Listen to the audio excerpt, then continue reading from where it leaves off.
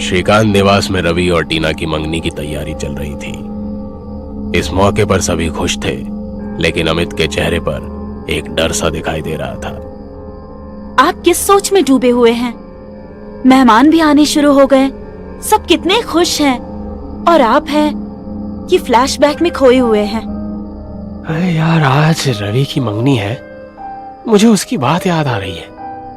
उसने कहा था कि वो वापस आएगी। आप चिंता मत कीजिए, कोई नहीं आने वाला। फंक्शन अच्छा खासा चल रहा था और अब अंगूठी पहनाने का टाइम हो चुका था। रवि और टीना अमित और घर के बाकी सदस्यों के साथ बीच में खड़े थे। सभी मेहमान उनको घेरे हुए थे। रवि टीना को रिंग पहनाने ही वाला था, तभी एक भयानक आवाज आई। रुको, घर में इतना अच्छा खुशी का मौका है और आप सब मुझे ही भूल गए। ये आवाज सुनकर अमित डर गया और बाकी सबने दरवाजे की तरफ देखा। कोई औरत मुंह पर घूंघट ओढ़े झुककर खड़ी हुई थी, जिससे पता चलता था कि वो कुबड़ी थी। घुंघरुओं की आवाज करते हुए उसने अपने कदम बढ़ाए और उसके चेहरे से घूंघट हटकर जमीन पर गिर गया।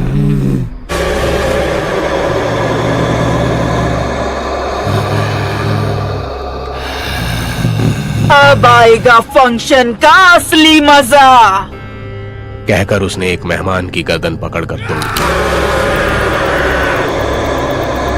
सब डरकर इधर उधर भागने लगे।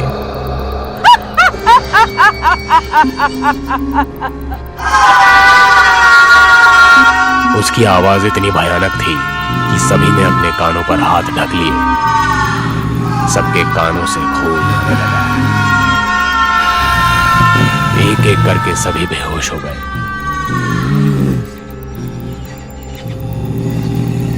उसने जमीन पर बेहोश पड़े लोगों में से रवि और टीना का पैर पकड़ा और उनको घसीटते हुए बाहर दरवाजे की तरफ ले गई। जब अमित की आंख खुली तो उसने देखा सभी लोग बेहोश पड़े हुए हैं और रवि और टीना गायब हैं। उसने अर्पिता को उठाया और वो डरते हुए होश में आई। रवि और टीना कहाँ है? और वो कुबड़ी डायन? वो उनको अपनी उस गुफा में लेकर गई होगी जिसमें वो 18 साल पहले गायब हुई थी। दूसरी तरफ रवि और टीना डायन के सामने खड़े हुए थे। वो एक गुफा में थे। डायन ने अपनी मायावी शक्ति से उनके पैर बांध रखे थे। दोनों बेबस खड़े हुए अपनी डरती हुई निगाहों से उसे देख रहे थे। कौन हो तुम? क्यों तुमने हमें अगवा किया?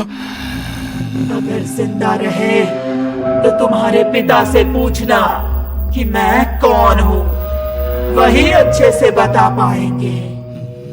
सुनकर टीना और रवि दोनों डर गए। तभी उन्होंने देखा कि एक बकरी घूमती हुई गुफा के अंदर आ गई है। चलो ये अच्छा हुआ, वैसे भी बहुत देर से भूख लगी थी। कहकर वो उस बकरी पर झपट पड़ी।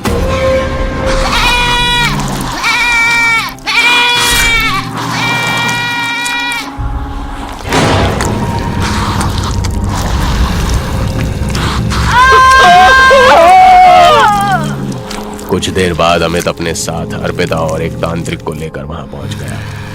उनको देखकर टीना और रवि की थोड़ी हिम्मत बंधी।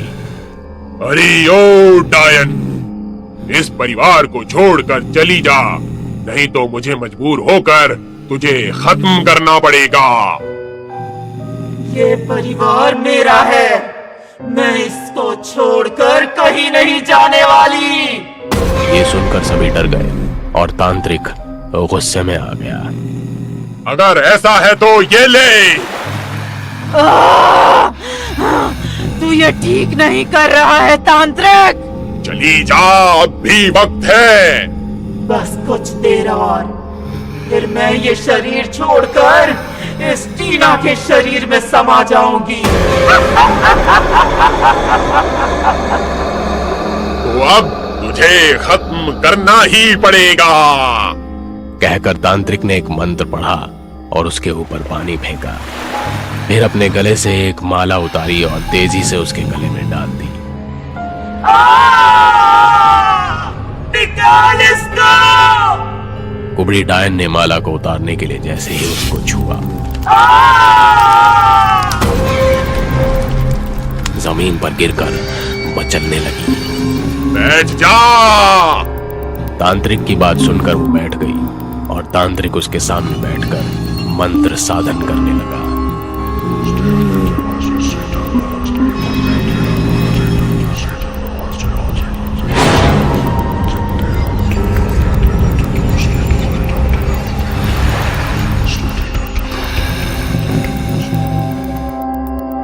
पापा, ये कुबड़ी डायन कौन है? क्यों ये हमारे घर को अपना परिवार बता रही है? बेटा, ये मेरी पहली बीवी पूर्णिमा है। तुम्हारी मम्मी से पहले मैंने इससे शादी की थी, लेकिन हमें कोई औलाद नहीं हो रही थी। मुझे अपने घर का वारिस चाहिए था, इसलिए मैंने कई जगह से इसका इलाज करवाया, लेकिन कहीं से भी कामयाबी नहीं मिली। फिर आखिरकार मैंने तंत्र विद्या का सहारा लेने की सोची। मैंने इसको एक तांत्रिक को दिखाया। उसने हमें कुछ साधनाएं करके तो दी और कुछ औषधियों के जरिए इलाज करने को कहा। उसकी बताई गई साधना हम दोनों पति पत्नी मिलकर किया करते थे और उसे दी गई औषधि को भी मैं इसे रोजाना दिया करता था। उन औषधियों से इसके शरीर में कमजोरी आती जा रही थी, इसे दर्द रहने लगा था और कमर अपने आप भारी होती जा रही थी। इसने मुझे बताया कि इसको परेशानी हो रही है, तो मैंने तांत्रिक से कहा। उसने कहा कि ये इलाज का हिस्सा है, अगर औलाद चाहते हो तो पूरा इलाज करना ही पड़ेगा। मैं औलाद के लालच में अंधा हो चुका था। मैंने वो औषधियां इसको जबरदस्ती खिलाई और धीरे धीरे ये बदसूरत हो गई और इसको कुबल निकल आया। तब जाकर तांत्रिक ने सिर्फ इतना कहा कि इलाज का इस पर कोई असर नहीं हुआ, आगे वो कुछ नहीं कर सकता। मैंने सब्र कर लिया, लेकिन इसको इस बात से बहुत तकलीफ हुई। इसकी खूबसूरती खोने का गम इसको लग गया। इसने कहा कि ये एक दिन वापस आएगी और मुझसे बदला जरूर लेगी। उसके बाद ये रात के समय घर से भाग गई। कुछ लोगों ने इसको गुफा में जाते हुए देखा था, लेकिन जब मैं इसको ढूंढने यहां आया तो ये मुझे नहीं मिली। तब से आज इसको देखा है। आपने बहुत गलत किया पापा, आपको ऐसा नहीं करना चाहिए था। अरे मेरी गलती है, लेकिन इसकी सजा मेरा परिवार नहीं भुगतेगा, इसलिए इसका मर जाना ही सही होगा। 18 साल अंधेरे में कैद रही हूँ, काली शक्तियां हासिल की है मैंने। मुझे मारना इतना आसान नहीं है।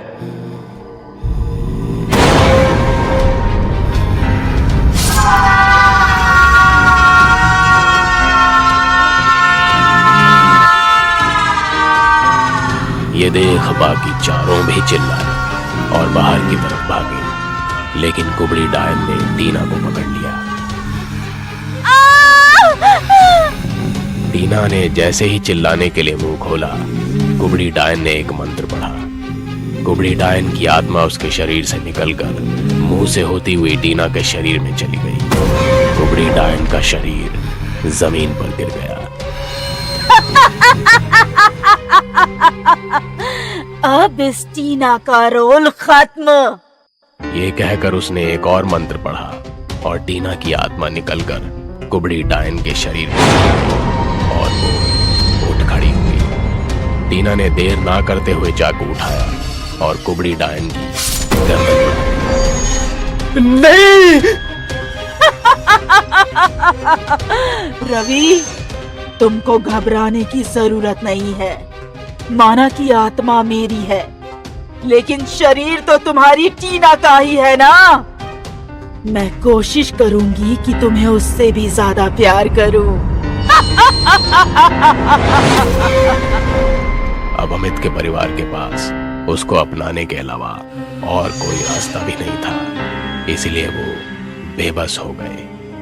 अब मैं हमेशा आपके घर में आपकी बहू बनकर रहूंगी, और फिर से कुछ उल्टा सीधा किया तो कुबड़ी डायन फिर से वापस आएगी।